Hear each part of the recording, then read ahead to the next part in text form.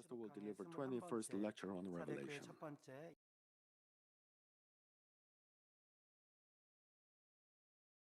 전 세계 및 전국의 지교회 성도 여러분, 지성전 성도 여러분, senior pastor 21वें सत्र पर प्रचार करेंगे प्रकाशित वाक्य की। मसीह में प्रिय भाई और बहनों, शाखा और संघीय कलीसियाओं के सदस्य और वो तमाम लोग जो इस सभा में इंटरनेट के द्वारा शामिल हैं संसार भर से, और तमाम जीसीएन दर्शकों, आज से 7 कलीसियाओं में से मैं आपको लौदीकिया और सरदेस की कलीसिया के बारे में बताऊंगा, जिन्होंने बिना किसी प्रशंसा के केवल डांट ही प्राप्त की, उल्हाना ही प्राप्त की। सरदेस की कलीसिया ने प्रभु से बड़े दर्दनाक उल्हाना को प्राप्त किया। प्रभु ने उन्हें ये कहा कि तुम जीवित तो हो पर हो मरे हुए। दूसरे शब्दों में चर्च जीवित तो दिखता था पर था मरा हुआ असल में। दूसरे शब्दों में वो परमेश्वर पर विश्वास का, प्रभु पर विश्वास का अंगीकार तो करते हैं कि वो उद्धार पा गए हैं, परंतु प्रभु के दृष्टिकोण से उनका उद्धार से कोई लेना देना नहीं था।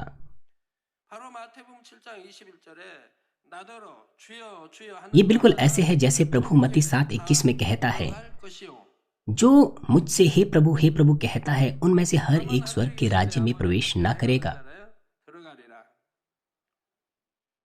परंतु वही जो मेरे स्वर्गीय पिता की इच्छा पर चलता है। हर कोई जो मुझे प्रभु प्रभु कहता है वह स्वर्ग के राज्य में प्रवेश नहीं करेगा। आप इसे साफ रूप से समझ जाइए, ठीक है? हर कोई जो कहता है कि मैं प्रभु पर विश्वास करता हूँ, वो स्वर्ग में, हर कोई स्वर्ग में नहीं जाएगा। हर कोई जो मुझे हे प्रभु कहता है, उनमें से हर एक स्वर्ग के राज्य में प्रवेश न करेगा। तो फिर हमें क्या करना चाहिए? परंतु वही जो मेरे स्वर्गीय पिता की इच्छा पर चलता है, स्वर्गीय पिता जो स्वर्ग में है, जो उसकी इच्छा पर चलता है वही प्रवेश करेगा। मान लीजिए कोई एक ऐसा व्यक्ति है जो इस तरह से सोचता है कि परमेश्वर के राज्य, उसकी धार्मिकता के लिए वो समर्पित है, लेकिन जब वो परमेश्वर के सामने न्याय के दिन खड़ा होगा और अगर परमेश्वर उसे कहे कि मैं तो तुझे कभी नहीं जानता हूँ, मेरे सामने से दूर हो, एक कुकर्म करने वाले मेरे सामने से दूर हो, जैसे कि मत्ती 7:23 में लिखा है, तो ये कितना बड़ा नुकसान होगा, कितनी दुखद बात होगी। मैं प्रभु यीशु मसीह के नाम से प्रार्थना करता हूँ कि आप अपने आप को मुड़कर जांच सकें और अपने विश्वास के द्वारा सोच सके कि सरदीस की कलीसिया को प्रभु क्या कहता है, और आप ऐसे विश्वास से मुक्ति पाएं जो जीवता तो कहलाता है पर है मरा हुआ, बजाय इसके आत्मिक विश्वास प्राप्त करें जो जीवित और सत्य है। यदि आप बाइबल पढ़ते हैं तो बाइबल कहती हैं कि जो विश्वास करते हैं उनके साथ ये चिन्ह होंगे। यदि आपके पास आत्मिक विश्वास है तो वो चिन्ह आपके साथ होंगे, क्योंकि आपके पास ऐसा विश्वास है। इसलिए अपने विश्वास से आप चंगाई पाते हैं और आप दूसरे बीमारों को भी चंगा करते हैं।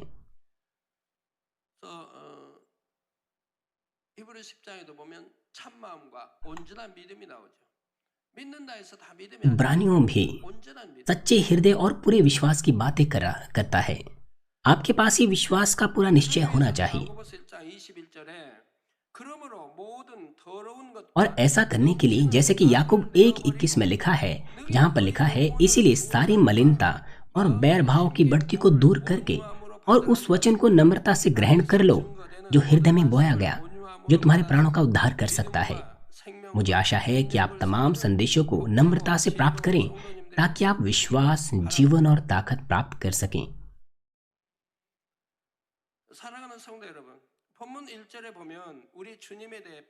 प्यारे भाइयों और बहनों, एक आयत में यहाँ पर हमारे प्रभु को इस प्रकार से दर्शाया गया है जिसके पास परमेश्वर की 7 आत्माएं और 7 तारे हैं।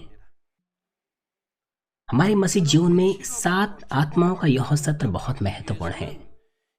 चंगाई पाने के लिए, उत्तर और आशीषों को पाने के लिए आपको अवश्य ही 7 आत्माओं को समझना चाहिए और अवश्य ही उन शर्तों को आपको पूरा करना चाहिए। मुझे आशा है कि आप में से कोई भी ये ना कहें कि मैंने मेहनत से प्रार्थना तो की पर मुझे कोई उत्तर नहीं मिला।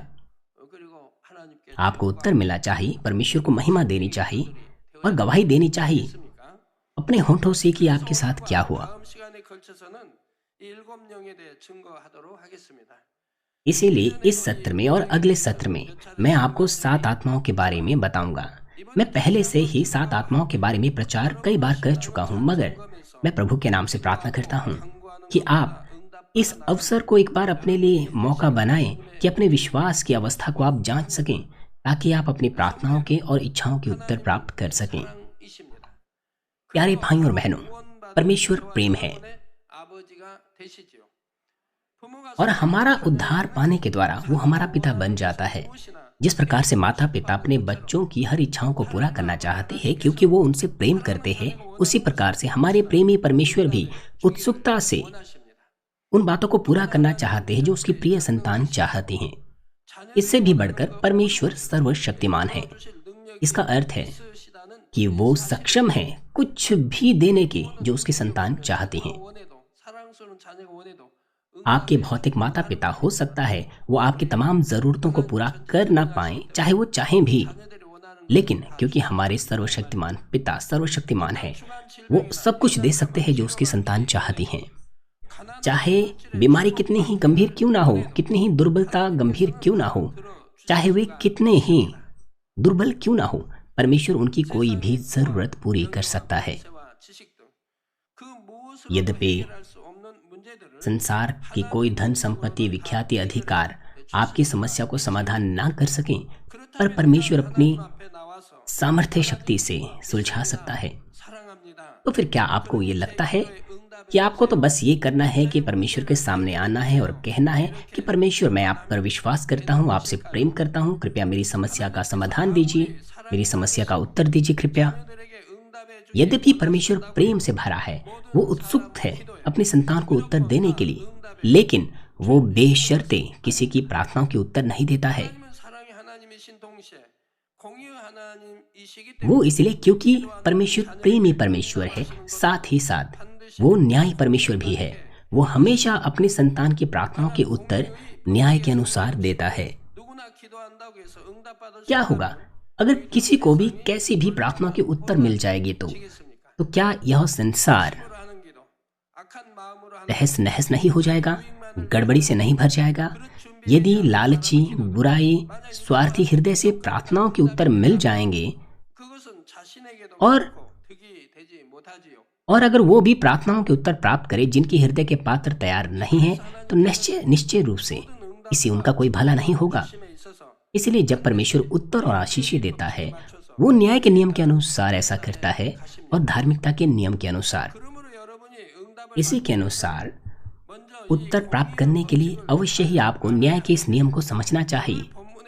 7 आत्माएं जो आज के पाठ में लिखी हुई है, वो न्याय के नियम के अधीन कार्य करती हैं, जिसे आपको समझना चाहिए कि उत्तर प्राप्त कर सकें।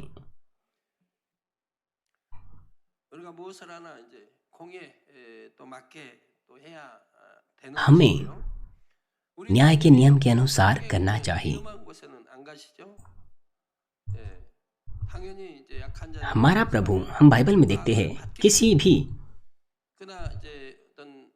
भी जोखिम भरी जगह में नहीं गया, क्योंकि आसपास में बुरे लोग थे जो हमारे प्रभु के बारे में बुरा सोचते थे। लेकिन जब यरूशलेम में विशेष उत्सव था तो वो वहां गया, लेकिन तुरंत ही वो वहां से बाहर आ गया। वो गलीली झील के चारों ओर रहता था, सुसमाचार का प्रचार करता था। उसके बाद वो अपने नासरत घर लौट गया जहां उसका जन्म हुआ था। वो सब कुछ जानता था, सब कोई जानता था, लेकिन वहां पर लोगों ने प्रभु का तिरस्कार किया। उन्होंने प्रभु को नहीं पहचाना, उन्होंने प्रभु को मारने तक की कोशिश की। इसलिए प्रभु ने वहां पर परमेश्वर की सामर्थ्य प्रकट नहीं की, वो वहां से बाहर निकल आया। इसलिए आप बाइबल में देख सकते हैं कि प्रभु यहाँ वहां छिपा रहता था। लेकिन जब परमेश्वर की इच्छा होती थी तब वह नहीं डरता था, वो वहां जाता था। एलिया ने भी ऐसा ही किया, मूसा ने भी ऐसा ही किया।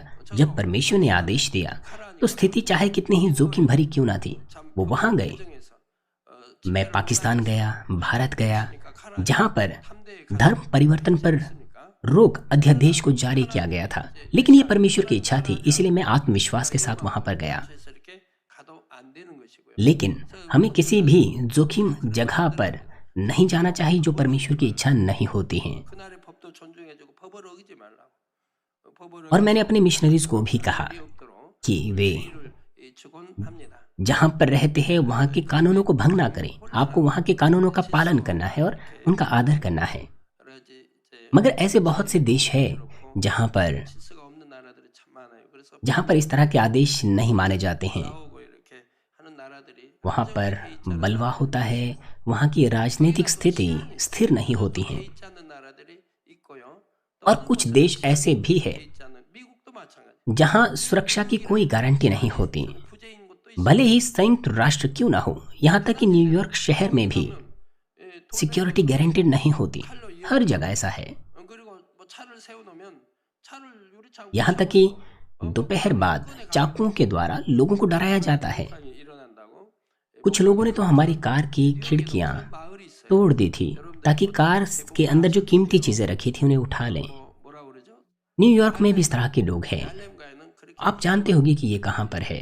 마을입니다. 뉴욕인데도 미국 뉴욕인데 इसलिए आपको ऐसी जगह पर रात को अकेले नहीं जाना चाहिए। 그런 아프리카 यदि आप रोम जाएं 그런 곳들이 많이 있습니다. 그래서 या अगर आप तीर्थ यात्रा पे जाएं 그거는 밤에는 가지 않아야 되고요. तो ऐसे लोग होते हैं जो आपको चिताते हैं कि आप वहाँ अकेले ना जाएं। 가면 가이드가 늘 당부하는 게 그렇지 않습니까? 절대로 혼자 다니면 안 된다. आपको अकेले नहीं जाना चाहिए, खास तौर पर रात को। आपको अपने समूह में जाना चाहिए, वहाँ पर अकेले नहीं जाना चाहिए। 다니면 안 된다. 이런 것들 가이드가 설명을 합니다. और आपको अपने बैग्स, जो आपके पास बैग्स होते हैं, आपको ऐसे ही नहीं उठाना चाहिए। 인 것을 볼 수가 있습니다. आपको वहाँ नहीं जाना चाहिए। भले ही इस तरह के शहर संसार में बहुत विख्यात है, मगर इस तरह की चीज़ें वहाँ पर होती हैं। 들은 예사로 벌어지는 것이죠. इसलिए शहरों में इस तरह से चोर पाए जाते हैं। दिन में भी ऐसा होता है। 영이란 무엇일까요? 일곱 영이란 영 자체이신 इसलिए ये 7 आत्माएं क्या है? 7 आत्माएं परमेश्वर का हृदय है, जो स्वयं में आत्मा है। 하나님의 मा음을 परमेश्वर से उत्तर प्राप्त करने के लिए अवश्य ही आपको परमेश्वर की हृदय को समझना चाहिए। 것을 청하여 응답을 받기 इस संसार में भी अगर माता पिता से बच्चे कुछ प्राप्त करना चाहते हैं तो सबसे पहले उन्हें अपने माता पिता के हृदय को जानना होता है। 하는 것을 अगर वो अपने माता पिता के हृदय अनुसार चीजों को मांगे तो उस मांग को पूरा करना आसान होता है। 가집니다. 하나님의 वही लागू होता है परमेश्वर पर भी जब आप उसे उत्तर पाना चाहते हैं। जब आप परमेश्वर के हृदय को समझें और उसके हृदय के अनुसार अपनी इच्छा को मांगे तो न्यायी परमेश्वर आपको उत्तर देता है। 수 있을까요? तो फिर आप कैसे परमेश्वर के हृदय को समझ सकते हैं? 알 수가 있습니다. आप बाइबल की 66 पुस्तकों से इसे समझ सकते हैं। 하나님의 마음이 담겨 있고 어떻게 하면 하나님 परमेश्वर का हृदय बाइबल में है। 어떻게 하면 응답받을 수 있는지 विस्तार पूर्वक ये आपको बताती है कि कैसे परमेश्वर को प्रसन्न करना है, कैसे उत्तर प्राप्त किए जाते हैं। 하나님의 마음과 응답의 और साथ ही 제시 ये 7 आत्माएं हैं जो परमेश्वर के हृदय को दर्शाती है और उत्तर प्राप्त करने की शर्तों को। 일곱이란 숫자는 하나님의 영이 7 अंक यहाँ पर, 지요. 일곱은 영적으로 इसका मतलब यह नहीं कि परमेश्वर की आत्माएं संख्या में 7 है, बल्कि आत्मिक रूप से 7 का मतलब होता है 영이시니 संपूर्ण और सिद्ध, जैसे कि यूहन्ना 4:24 में लिखा है। 따라서 이처럼 परमेश्वर आत्मा है। 하신 하나님의 마음을 일곱 영이라 한 것은 완전하신 하나님의 영을 나타내는 것이 क्या वजह है कि परमेश्वर का हृदय जो अपने आप में आत्मा है वो 7 आत्माएं हैं? ये इसलिए है क्योंकि 내 생물과 장로들 사이 परमेश्वर का आत्मा सिद्ध और संपूर्ण है, जैसे कि प्रकाशित वाक्य 5:6 में लिखा है।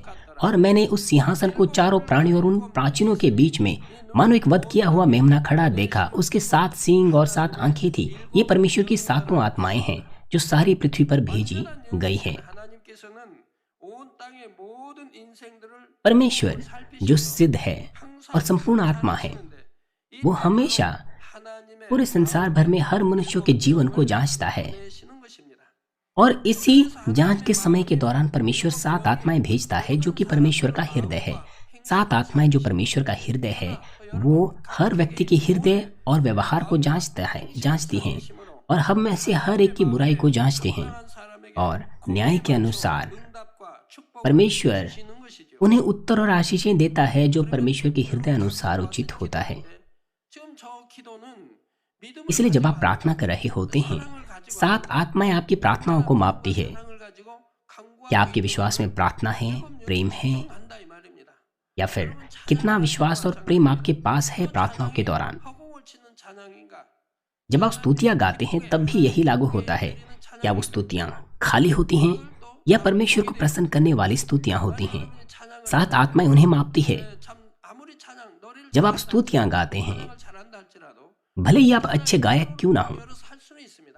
그러나 마음은 यदि आप अच्छे हो गाने में तो अपने होठों को खोल करके परमेश्वर की स्तुतियां आप कर सकते हैं, मगर आपका हृदय कहीं और हो सकता है। ऐसा हो सकता है आप किसी और चीज के बारे में सोच रहे हो सकते हैं, लेकिन मुंह खोलकर आप स्तुतियां भी गा रहे हो सकते हैं।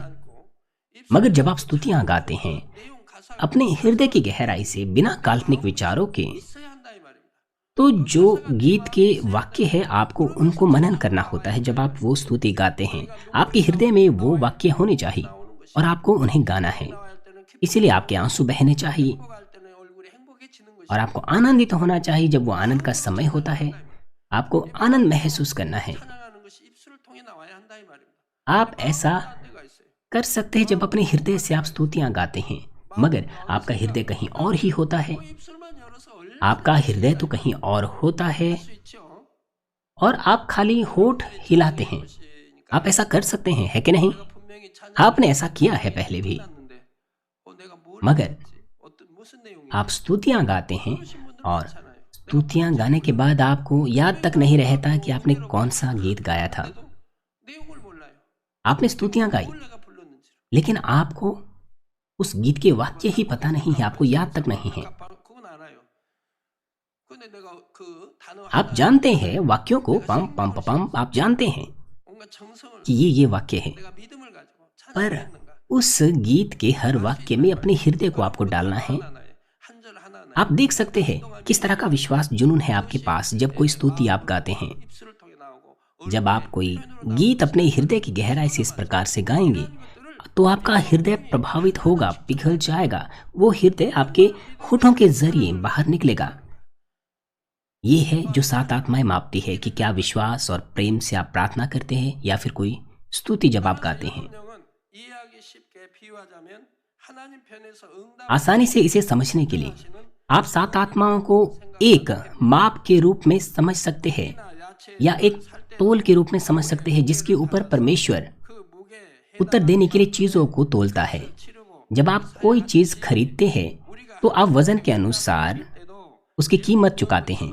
उसी प्रकार से उत्तर पाने के लिए आपको उन शर्तों को पूरा करना है 한다는 말이죠. जो सात आत्माएं स्थापित करती हैं कि आप उत्तर प्राप्त कर सकें। 과연 일곱 영은 무엇을 측정해서 응답의 여부를 결정하는 तो फिर सात आत्माएं 일곱 영은 क्या मापती है कि आप कि उत्तर देने के लिए वो निर्णय ले सकें। वो आपका हृदय, मन, व्यवहार निरंतर जांचती हैं और शुद्ध रूप से बिना किसी त्रुटि के सात आत्माएं सात क्षेत्रों को मापती हैं। 입니다. 성경에는 सबसे पहले 믿음 वो विश्वास को मापती हैं। बाइबल साफ रूप से कहती है कि आपके विश्वास के अनुसार होगा। 고백하며 기도한 대로 इसलिए 그것을 응답받고 जब आप प्रार्थना करते हैं और अंगीकार करते हैं कि आप विश्वास करते हैं, क्या आप उत्तर प्राप्त करते हैं? 여러분에게 진정 마음에 ये आपके विश्वास के अनुसार होना चाहिए। 영적인 믿음이 와서 यदि आपने सच्चे और आत्मिक विश्वास से प्रार्थना की और अंगीकार किया, जिसके द्वारा सचमुच अपने हृदय से आप विश्वास करते हैं, तो जो भी आप प्रार्थना करेंगे 그런데 나름대로는 वो 믿는다고 고백하며 हो जाएगा। 기도했는데도 응답이 없다면 परंतु 믿습니다 했던 고백이 अगर कोई उत्तर आपको नहीं मिलता, यद्यपि आप सोचते थे 믿음의 고백이 아니요 कि आपने विश्वास किया 영적인 믿음의 और वो विश्वास भी आपके अपने मापदंड और अपने हिसाब से है, तो यह प्रमाणित करता है कि आपका विश्वास सच्चा आत्मिक विश्वास नहीं है। अगर वो आत्मिक विश्वास होता तो कैसे आप उत्तर प्राप्त नहीं करते? 육적인 믿음의 차원이 दूसरे शब्दों में 있다는 आपके विश्वास का स्तर शारीरिक ही रहता है, 머리로 알고 जो केवल ज्ञान के रूप में है। 하나님께서 परमेश्वर आपके विश्वास को सच्चा विश्वास नहीं मानता अगर वो केवल उस ज्ञान के रूप में है जो आपने प्राप्त की है और केवल अपने होठों से आप उसका अंगीकार करते हैं। 인간의 생각이 तो फिर आत्मिक विश्वास क्या है? आत्मिक विश्वास वो है जिस पर आप अपने हृदय से बिना संदेह के विश्वास करते हैं, भले ही वो दृश्य रूप से नहीं है और वो आपके विश्वास और ज्ञान से सहमत नहीं होता है भले ही, लेकिन आप विश्वास करते हैं कि कुछ नहीं से कुछ उत्पन्न होता है। 누구나 갖고 싶다고 해서 마음대로 पर 가질 수 있는 것이 것이 아니지. ये वो विश्वास नहीं है जिसे जब जो चाहे तब प्राप्त कर सकता है। ये वो विश्वास नहीं है। आत्मिक विश्वास 성결을 이루는 만큼 वो विश्वास है जो परमेश्वर द्वारा दिया जाता है। ये वो विश्वास है जिसे परमेश्वर उतना देता है जितना व्यक्ति अपने हृदय से बुराई को दूर करता है पवित्रीकरण के द्वारा। इसीलिए यद्यपि आप प्रार्थना तो करते हैं, अंगीकार तो करते हैं कि मैंने उत्तर पा लिया, लेकिन आवश्यक रूप से वो सच्चे विश्वास का अंगीकार नहीं हो सकता है। 해야 इसलिए अवश्य आपको हर प्रकार की बुराई को दूर करना है प्रार्थनाओं के द्वारा, अपने हृदय का खतना करना है। तब हृदय से विश्वास करने वाला विश्वास परमेश्वर के द्वारा दिया जाएगा। तब प्रार्थनाओं के दौरान आप विश्वास का सच्चा अंगीकार कर सकते हैं और आप उत्तर प्राप्त कर सकते हैं। इसीलिए जो आत्मिक विश्वास होता है वो विश्वास के कार्यों के साथ प्रकट होता है। दूसरे शब्दों में, जब कोई परमेश्वर के वचन का पालन करता है और 절에도 보면 परमेश्वर के वचनों पर चलता है, ये है वो कर्म जो आत्मिक विश्वास के साथ प्रकट होते हैं। याकूब 2:22 में लिखा है, सो तूने देख लिया कि विश्वास ने उसके कामों के साथ मिलकर प्रभाव डाला और कर्मों से विश्वास सिद्ध हुआ। और 26 में लिखा है, निदान जैसे देह आत्मा बिना मरी हुई है, वैसा ही 영혼 없는 몸이 죽은 जब कोई आत्मा शरीर से निकल कर आती है तो उसे हम मृतक शरीर कहते हैं, मुर्दा कहते हैं। वैसे ही विश्वास भी कर्म बिना मरा हुआ है। 지금 말씀대로 살지 않는 건 죽은 믿음이다 이 말입니다. 머리로만 아는 지식적인 믿음. 이 विश्वास बिना कर्म मरा हुआ है। वचन के अनुसार ना जीना वो मरा हुआ विश्वास है। ज्ञान के रूप में जो विश्वास है वो मरा हुआ विश्वास है। 마음의 믿음. अगर उनके पास आत्मिक विश्वास हो, अगर वो हृदय से विश्वास करते हैं, तो जैसे कि रोमियो 10:19 में लिखा है कि हृदय से विश्वास करने के द्वारा धार्मिकता के लिए हृदय से विश्वास किया जाता है और उद्धार के लिए मुंह से अंगीकार किया जाता है। 모든 악을 버리고 अगर आप हृदय से विश्वास करते हैं तो आपके कर्म प्रकट होंगे। उस तरह से आप ज्योति में जिएंगे, हर प्रकार की बुराई को दूर करेंगे। विश्वास करने वाला जीवन हर प्रकार की बुराई और असत्य को दूर करना है, पवित्र होना है, अपने हृदय को प्रेम, सज्जनता में, दीनता में बदल देना होता है, आत्मा में आना होता है और परमेश्वर के खोए स्वरूप को वापस पाना होता है। 있겠습니까? 원수라 अगर आप लोगों से ईर्ष्या करें, न्याय करें, लोगों की निंदा करें, तो कैसे यह एक विश्वासी जीवन हो सकता है? पिता परमेश्वर ने हमें सिखाया है कि हम अपने शत्रुओं से भी प्रेम रखें। 내가 보거니와 믿음이 그의 행함과 함께 일한다. सो तूने देख लिया कि विश्वास ने उसके कामों के साथ मिलकर प्रभाव डाला है। 믿음은 행함 इसीलिए कर्मों से विश्वास सिद्ध हुआ। लेकिन विश्वास बिना, मेरा मतलब है कर्म बिना विश्वास मरा हुआ है। 믿음이 온전케 되었느니라. और साथ ही 여러분 이런 믿음 생활 하고 계십니까? जिस प्रकार से देह आत्मा बिना मरी हुई है, वैसे ही 하고 계시는데 응답 विश्वास भी कर्म बिना मरा हुआ है। 맞습니다. क्या आप इस तरह का मसीह जीवन जीते हैं?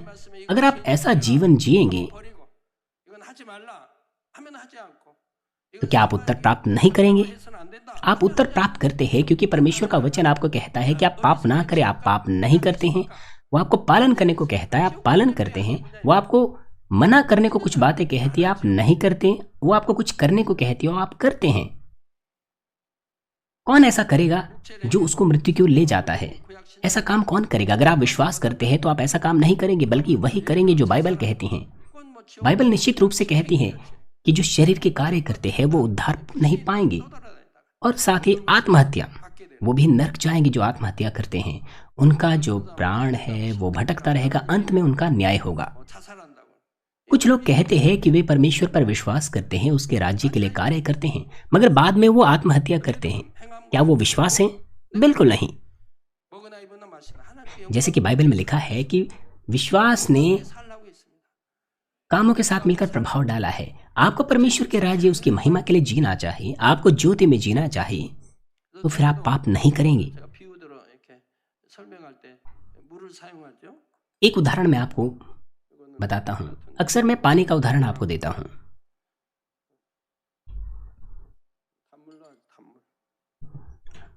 यदि आप इस 단물을 마시면 मीठे पानी को पीते हैं 통증이 해소되고 목이 좀 부드러워진다. तो आपकी प्यास बुझ जाएगी और आपको अच्छा महसूस होगा। क्या ये बात सत्य है या नहीं? आप जानते हैं कि यह बात सच है। 어떻게 하겠어요? आप इस पर विश्वास भी करते हैं। 목이 마르다. 갈증이 나. इसलिए अब अगर आपको प्यास लगती है तो आप क्या करेंगे? 그러니까 क्योंकि आप विश्वास करते हैं इस पर, इसलिए आप ये पानी पी लेंगे, आप इसे पी लेंगे। इस तरह से 믿으니까 행함이 따른다 이 말. 마시게 되더라 이 말. 갈증을 해소하기 위해서. क्योंकि आप विश्वास करते हैं इसीलिए आपके कार्य प्रकट होंगे। 마셨더니 प्यास बुझाने के लिए असल में हमें ये पानी पीना होगा। 이거 마시면 같이 जब आप इसे पीते हैं तो क्या आपके विश्वास के अनुसार कार्य होगा? क्योंकि आप विश्वास करते हैं कि इससे आपकी प्यास बुझ जाएगी और आप पीते हैं और यह आपके विश्वास के अनुसार होता है। 그 행함과 함께 일하고 इसी प्रकार से 행함으로 विश्वास भी कर्मों के साथ कार्य करता है और यह सिद्ध विश्वास में 않는다 이 말입니다.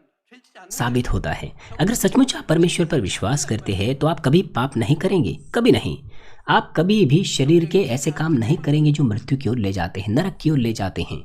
믿지 못. मगर क्योंकि आप विश्वास नहीं करते इसीलिए आप पाप करते हैं। 자, 사랑하는 성도 ऐसा क्या है जो आप विश्वास नहीं कर पाते? 기본입니다. प्यारे भाई और बहनों, 살아계신 창조주 विश्वास 믿는 것이 मसीह जीवन की नींव है। 예수께서 ये सृष्टिकर्ता परमेश्वर पर विश्वास करना है जो जीवित है, और यह विश्वास करना है कि उसका पुत्र यीशु हमारा उद्धारकर्ता बन गया। यीशु क्रूस पर मरा, तीसरे दिन जी उठा, स्वर्ग पर चढ़ गया और फिर से वापस आएगा। ये विश्वास करना है इन बातों पर। 심판이 있고 영원한 내세가 있어. और एक मसीह जीवन यह विश्वास करना है कि न्याय होगा और स्वर्ग में एक अनंत जीवन है 가운데 사 जो परमेश्वर की संतान के लिए तैयार किया गया है।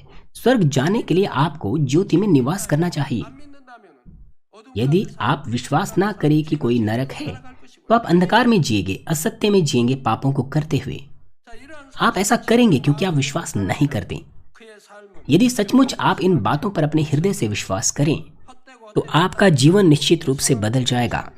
영원한 천국의 소망을 두고 आपके पास इस धरती पर 아름다운 천국에 들어갈 자격을 갖추기 위해 쉬지 않고 अनावश्यक चीजों की आशा नहीं रहेगी, बल्कि अनंत स्वर्ग की। और ऐसे सुंदर जाने के लिए आप भली 싸우는 것이라고 लड़ाई को लड़ेंगे निरंतर। 죄를 피 흘리가 싸워 나가는 विश्वास करना प्राण देने तक पाप के विरुद्ध संघर्ष करना है, जैसे कि बाइबल में लिखा है। इसीलिए आपको पाप और बुराई को जल्द से जल्दी दूर करना है और फिर आपको परमेश्वर की अच्छी 삶의 말씀대로 संतान बनना है। 행하면서 진리로 변화되어 갑니다. एक एक करके आप हर वचन का अभ्यास करेंगे और आप सत्य के द्वारा बदल जाएंगे। जितना अधिक आप बदलेंगे उतना ही मजबूत आपका विश्वास बनेगा।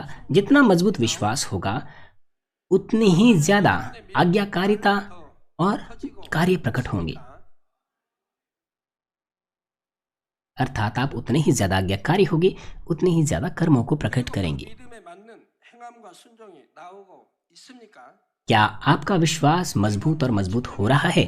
10년 전과 5년 전 क्या आप आज्ञाकारिता के वो उचित कार्य दर्शा रहे हैं जो आपके विश्वास के स्तर के लिए उचित है? यदि 7 आत्माएं मापे तो आपका विश्वास पिछले वर्ष की तुलना में या 10 या 15 वर्षों पहले की तुलना में कितना बड़ा है? 행함 역시 예전과 비교했을 때 과연 얼마나 यदि 변함을 이루셨습니까? पहले और अभी के आपके कार्य विश्वास के स्तर पर मापे जाएं तो वो कितना 믿음이 가장 앞에 कितना बड़े हैं? 바로 이 प्यारे भाई और बहनों, 7 आत्माओं के माप में विश्वास पहली श्रेणी इसीलिए है क्योंकि दूसरी श्रेणियों का तमाम मापदंड विश्वास के स्तर पर ही मापा जाएगा। दूसरे शब्दों में हर व्यक्ति के विश्वास के स्तर के आधार पर परमेश्वर 7 आत्माओं के अलग अलग माप के मापदंड का इस्तेमाल करता है। उदाहरण के लिए 분량의 믿음을 가진 사람 यदि एक ही प्रकार के मापदंड दोनों ही ऐसे व्यक्ति पर जिसके पास बच्चे का विश्वास है और ऐसे बच्चे पर जिसके पास जवान का विश्वास है, अगर दोनों के लिए एक ही मापदंड लागू किए जाएंगे तो बच्चे के विश्वास के लिए उत्तर पाना बहुत मुश्किल होगा और उस जवान के विश्वास के लिए उत्तर पाना बहुत आसान हो जाएगा।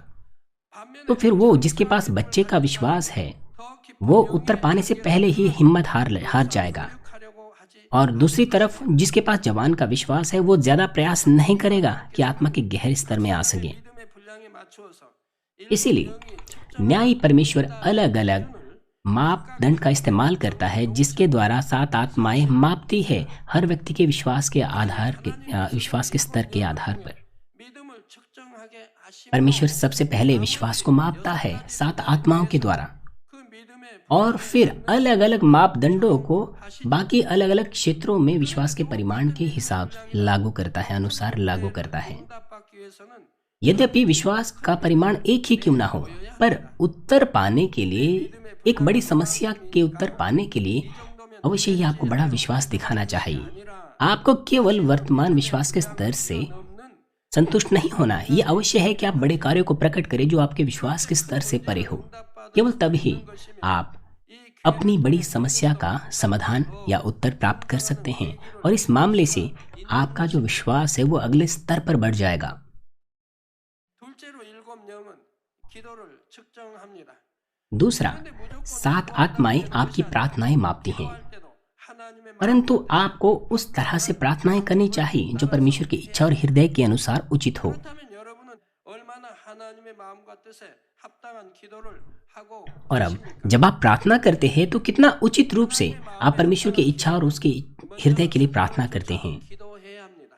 वो प्रार्थनाएं जो परमेश्वर के हृदय और इच्छा के लिए उचित है, सबसे पहले वो प्रार्थनाएं आपकी आदत के अनुसार होनी चाहिए। जैसे कि प्रभु आपसे कहता है कि आपको निरंतर प्रार्थनाएं करनी है, उसी प्रकार से आपको निरंतर और हर दिन प्रार्थनाएं करनी चाहिए। वो जो इस प्रकार से प्रार्थना करते हैं वो हर वक्त जागृत रहते हैं, 신속하게 इसलिए वो अभिलाषा में नहीं पड़ते। 있습니다. यद्यपि वो किसी समस्या या आजमाइश का सामना करते भी है तो भी वो तेजी से उत्तर पाएंगे और आगे निकल जाएंगे, 바로 기도 조금만 해도 응답 क्योंकि वो हमेशा प्रार्थनाएं करते हैं, जागृत रहते हैं। इसलिए किसी प्रकार के क्लेश या आजमाइशें क्यों ना आए, वो हर उन प्रार्थनाओं के थोड़े समय के लिए भी अगर वो प्रार्थना करें तो उनके उत्तर प्राप्त कर लेते हैं। 감이 딱 되어 있는데 परंतु जिन्होंने प्रार्थना क्षण भर के लिए रोक दिया है और अगर वो समस्याओं का समाधान पाने की कोशिश करें तो कितने घंटे उन्हें प्रार्थनाओं में गुजारने पड़ेंगे। उन्हें समय लग जाएगा परमेश्वर के बीच में और उनके बीच में पाप की दीवार को तोड़ने के लिए, है कि नहीं? 물론 믿음의 분량에 따라서는 특별 यदि कोई व्यक्ति विशेष अवसरों पर ही प्रार्थना करें, जैसे कि विशेष प्रार्थना, और बाकी समय में प्रार्थना ना करें, 자, 기도하기를 쉬지 말아야 합니다. तो इस तरह का व्यक्ति आदत से प्रार्थना नहीं करता। 뜻과 정성 दूसरे शब्दों में, अगर आप केवल विशेष ताल प्रार्थना सभा में ही प्रार्थना करें 것이지요.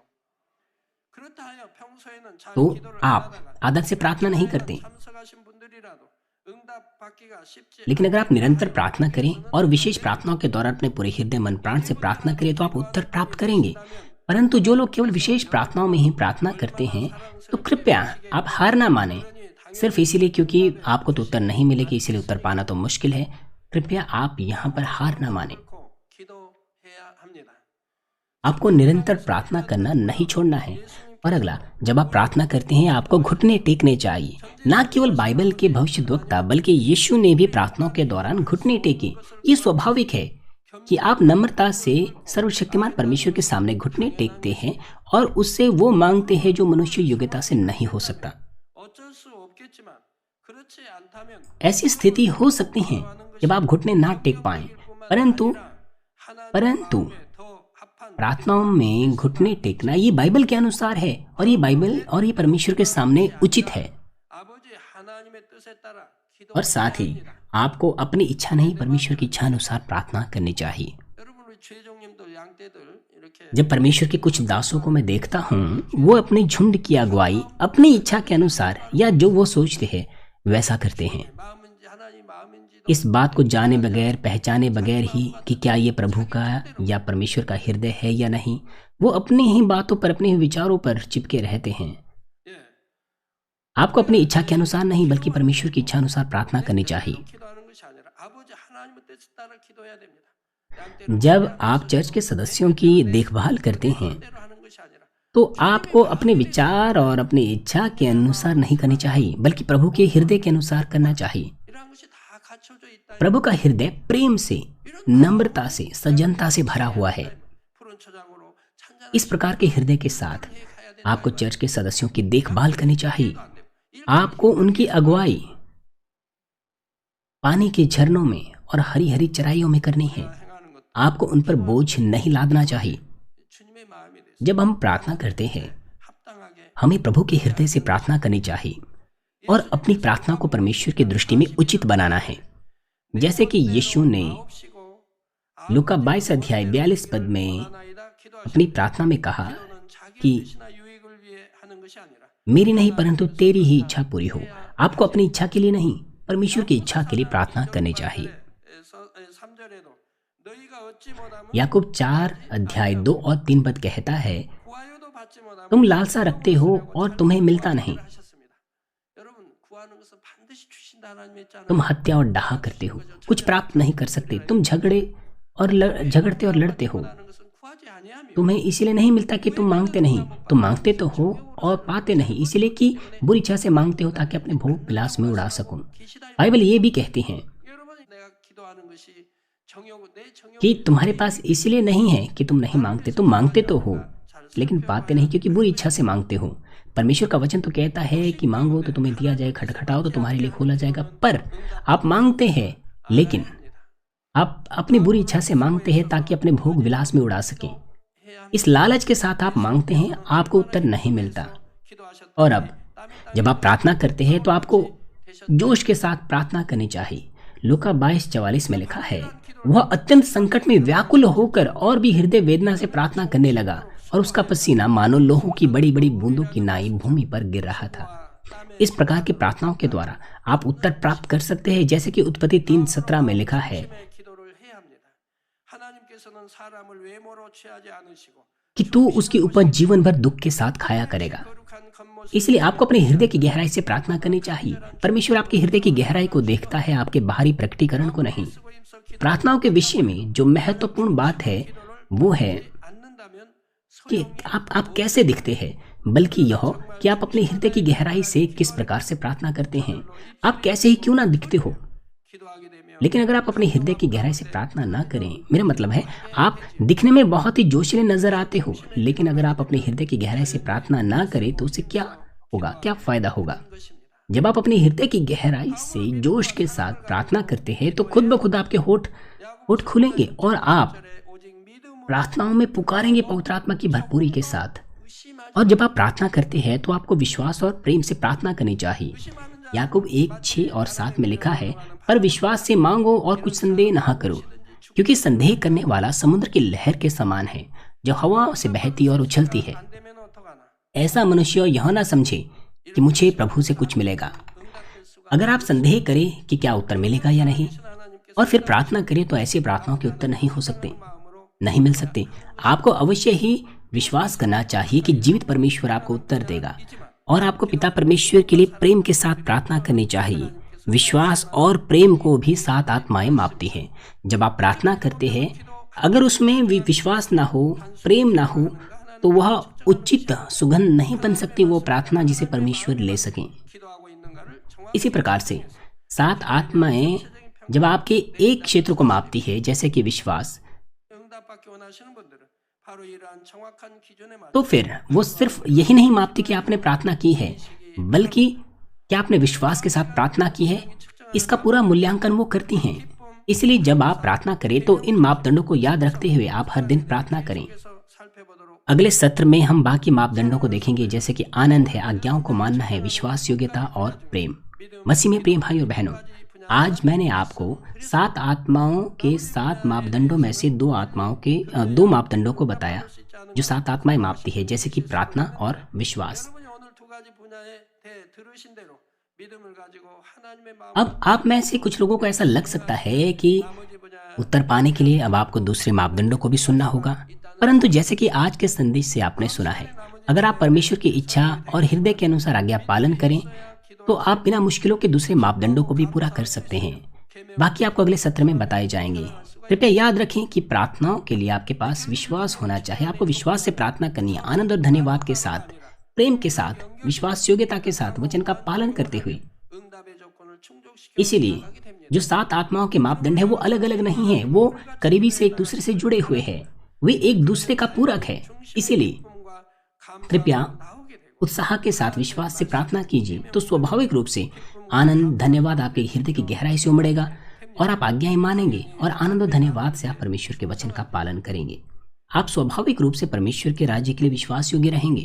그리고 이 모든 것을 억지로가 아니라 바로 하나님을 사랑하기 때문에 또한 आप 영혼을 사랑하기 때문에 संकोच के साथ ऐसा नहीं करेंगे, बल्कि आप इसे इसीलिए करेंगे क्योंकि आप परमेश्वर से प्रेम करते हैं और आत्माओं से प्रेम करते हैं। मुझे आशा है कि इस तथ्य को आप समझें 모두가 응답받게 되시 और उन शर्तों को पूरा करें जो 7 आत्माएं मापती हैं, ताकि आप सब उत्तर प्राप्त कर सकें। 일곱 영혼 측정 आपके हर दिन का जीवन उन मापदंडों को पूरा कर सके जो 7 आत्माएं मापती है, जब तक कि प्रभु वापस ना आ सकें, वापस ना आ जाएं, ताकि आप हर दिन अपने जीवन में उत्तर प्राप्त कर सके जब तक कि हमारा प्रभु वापस नहीं आता है। प्रभु यीशु मसीह के नाम से मैं प्रार्थना करता हूँ। आइए संदेश पर सोचते हुए साथ मिलकर प्रार्थना करेंगे। 사대교회 말씀을 들었나이다. 내 편에서 아닌 아버지 하나님 편에서 진정 산 믿음이 있는가 돌아보게 하셔서 사대교회처럼 살았다는 이름뿐만 가진 것이 아니라 죽은 믿음이 아니라 산 믿음, 참 믿음을 소유하는 저희 되게 하여 주옵소서. 또한 우리의 응답을 위한 7명의 측정 중 오늘은 믿음과 기도의 분야를 살펴보았습니다. 진정 우리 마음에 참 믿음이 있고 변화되고 있는가, 또 우리의 믿음과 신앙이 참으로 성장하고 있는가, 기도는 정녕 하나님 받으시기에 합당한 방법대로 믿음과 사랑을 가지고 아버지 하나님의 뜻대로 구하고 있는가 살펴보았나이다. 혹이라도 부족함이 있거든 새롭게 하시어서 늘 아버지께 응답과 축복으로 영광 돌리는 저희 모두 되게 하여 주시옵소서. 감사드리옵고 우리 주 예수 그리스도 이름으로 기도하옵나이다. 아멘. 영상을 통하여 당회장님의 환자를 위한 기도를 받겠습니다. 아픈 곳이나 연약한 곳 위에 बीमारों के लिए सीनियर पास्टर की प्रार्थना स्क्रीन पर ग्रहण करेंगे। अपना हाथ अपने बीमार अंगों पर रखें। अगर आप बीमार नहीं, अपना हाथ अपनी छाती पर रखें। अपने हृदय की इच्छाओं के लिए इस प्रार्थना को प्राप्त करें। हालेलुया। सर्वशक्तिमान हमारी प्रेमी पिता परमेश्वर, कृपया अपना हाथ उन लोगों पर रखिए जो इस वक्त इस प्रार्थना को ग्रहण कर रहे हैं। समय और दूरी को मिटाते हुए अपना कार्य अपनी संतान पर प्रकट करें जो इस वक्त इस प्रार्थना को इंटरनेट पर, GCN पर, शाखा और संघी कलीसियाओं में और परमेश्वर की संतान संसार भर में ग्रहण कर रहे हैं। उन्हें विश्वास करने की योग्य विश्वास दीजिए। नकारात्मक विचार और शक दूर कीजिए। उनकी तमाम क्लेश और आजमाइशें दूर कीजिए। सिर से लेकर पैर तक सभी अंदरूनी अंग, कोशिकाएं, उत्तक और तंत्रिकाएं और जो भी बीमार अंग है उन्हें पवित्र आत्मा की आग के द्वारा झुलसा दीजिए और मूल ज्योति के द्वारा। यीशु मसीह के नाम से मैं आज्ञा देता हूँ, शत्रु, दुष्ट और शैतान, तमाम बीमारियां, रोगाणु, विषाणु और निर्बलताएं दूर हो, ज्योति आ जाए। कृपया उनके तमाम असाध्य और अंतकारी रोग पवित्र आत्मा की आग के द्वारा झुलसा दीजिए। तमाम प्रकार की महामारियां, मलेरिया सहित दूर कीजिए। तमाम संक्रामक रोग जैसे कि जुकाम और बुखार उनसे दूर हो, उन्हें सुरक्षा दीजिए। तमाम प्रकार के रोगाणुओं और विषाणुओं से, सभी पेट, फेफड़े, जिगर, छाती, यूट्रिन और आंतों के कैंसर से और तमाम दूसरे कैंसर से उन्हें चंगा कीजिए। एड्स, लुकेमिया, दिमागी रक्तघात, उच्च रक्तचाप, धीमा रक्तचाप, मधुमेह, थायराइड, हृदय, फेफड़े और स्त्री रोग और तमाम सूजन और जलन दूर हो और साफ हो जाए। पोलियो, लकवा, गठिया और हर्निएटेड डिस्क से उन्हें चंगा कीजिए। पेट दर्द, सिर दर्द, मानसिक दर्द और तमाम दूसरे दर्द गायब हो जाएं। मिर्गी, स्वलिनता, उदासी, तंत्रिका रोग और दूसरी मानसिक बीमारियां उनसे दूर हो। सभी लकवे खुल जाएं, उठें, चलें और कूदें। आंखें सामान्य देखने लगें, कान सामान्य सुनने लगें, अंधे देखने लगें, बहरे सुनने लगें और गूंगे बोलने लगें। तमाम प्रकार के दुर्घटना के दुष्प्रभाव से उन्हें चंगा कीजिए। उनकी टूटी हड्डियां जोड़ दीजिए। जलन और दहन संवेदना उनसे दूर हो, उन्हें जलन से ठीक कीजिए। कोई दाग वहां न रह जाएं। सभी प्रकार के नशे की लत से, जहर पदार्थ और उनके इस्तेमाल से साफ हो जाओ। मृत कोशिकाओं, तंत्रिकाओं को फिर से जिला दीजिए। मृतकों को जिला दीजिए। उन्हें गर्भधारण की आशीष दीजिए। आप गर्भधारण की आशीष प्राप्त करने पाएं। यीशु मसीह के नाम से मैं आज्ञा देता हूँ, शत्रु, दुष्ट और शैतान, हवाओं के सामर्थ्य के शासक दूर हो और उनके दास भी दूर हो। बुरी, अशुद्ध, झूठी, धोखे की और अलग करने वाली आत्माएं और तमाम अंधकार के बल दूर हो। दुष्टता के तमाम बंधन खुल जाएं, अंधकार दूर हो, ज्योति आ जाएं। पिता परमेश्वर, उन्हें ताकत दीजिए कि वे प्रार्थनाओं में पुकारें, पापों को दूर करें और पवित्र हो जाएं। जब उनका प्राण समृद्ध होता है, सब बातों में वे भले चंगे रहे और उनके परिवारों में भी सुसमाचार का प्रचार हो। उन्हें सुरक्षा दीजिए तमाम दुर्घटना और विपत्तियों से पूरे सप्ताह भर, और आशीष दीजिए कि एक समृद्ध जीवन बिना किसी समस्या के वे जी सकें। पवित्र आत्मा की अग्नि में, बाड़े में, स्वर्गीय सेना, स्वर्गदूतों और अपनी धधकती आंखों से अपने सभी बच्चों को, उनके घर, कार्यशाला और व्यापारों को सुरक्षा दीजिए। हमारे विद्यार्थियों को बुद्धि और समझ दीजिए। जोश और जुनून, मेहनत से पढ़ाई करने के लिए दीजिए। उनका हृदय और मन संसारिक चीजों से सुरक्षित रहें और आशीष दीजिए कि हमारे विद्यार्थी पिता परमेश्वर को और भी जुनून से प्रेम करने पाएं। आपके बच्चे चाहे खाएं पिएं या जो कुछ भी करें, इन सब में अपना जीवन पिता परमेश्वर को वो महिमा देते हुए जीने पाएं। मैं परमेश्वर से मिला हूँ, मैंने परमेश्वर का अनुभव किया है, उससे उत्तर और आशीष प्राप्त किए हैं। वो इस तरह से अपने होठों से गवाही दें। पिता परमेश्वर आपका धन्यवाद, सारी महिमा केवल आपको मिले। हमारे प्रभु यीशु मसीह के नाम से मैं प्रार्थना करता हूँ, आमीन।